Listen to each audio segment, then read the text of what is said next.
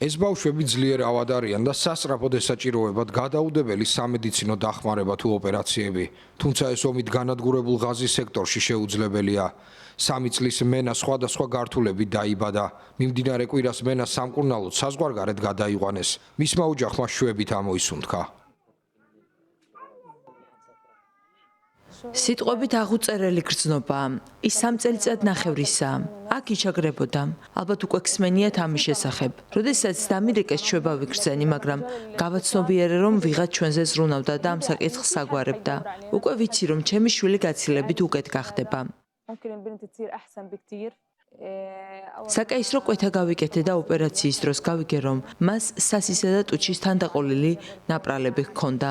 ხელებსა და ფეხებზეც არ ჰქონდა თითები, ცხადია ძალიან ვინერვიულე, რადგან ორსულობის დროს ამის შესახებ არაფერი ვიცოდი. გვარწმუნებდნენ რომ ყველაფერი კარგად იყო. მოგვიანებით ასევე გვაცნობეს რომ მას ნაწლავის პრობლემაც აქვს. მენა იმ 25 ბავშვსა და 92 თანხლებ პირთა შორისაა, რომლებიც ჯანდაცვის მსოფლიო ორგანიზაციამ მესამე ქვეყნებში, იტალიაში, რუმინეთში, ნორვეგიასა და ბელგიაში გადაიყვანა.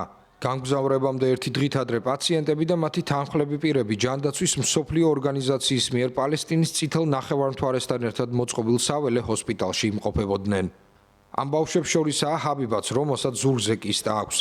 მისი დედა სოფა ფატი აბუ რადვანი დეფექტს ორსულობის დროს შესუნთქულ დენს აბრალებს.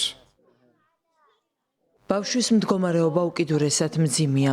როდესაც დაგვირეკეს ძალიან გაგვიხარდა და შვებით ამოვისუნთქეთ. ღმერთმა განკურნოს და ჯანმრთელობა მისცეს. მისი მდგომარეობა ყოველწამს უარესდება, რადგან კისტაც იზრდება.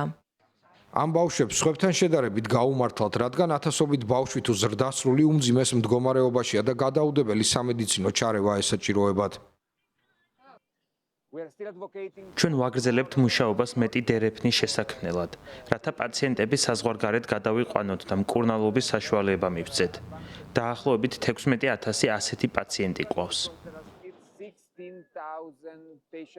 ჯანდაცვის მსოფლიო ორგანიზაციის ინფორმაციით ღაზაში არსებული ვითარების გამო 18,500-ზე მეტ პაციენტს კვლავ სჭირდება სამედიცინო ევაკუაცია, რადგან რეგიონში შესაბამისი მკურნალობა არ არის ხელმისაწვდომი. ორგანიზაცია მოუწოდებს უფრო მეტ ქვეყანას გამოიჩინონ ინიციატივა და ამ ადამიანებს სამედიცინო დახმარება შესთავაზონ.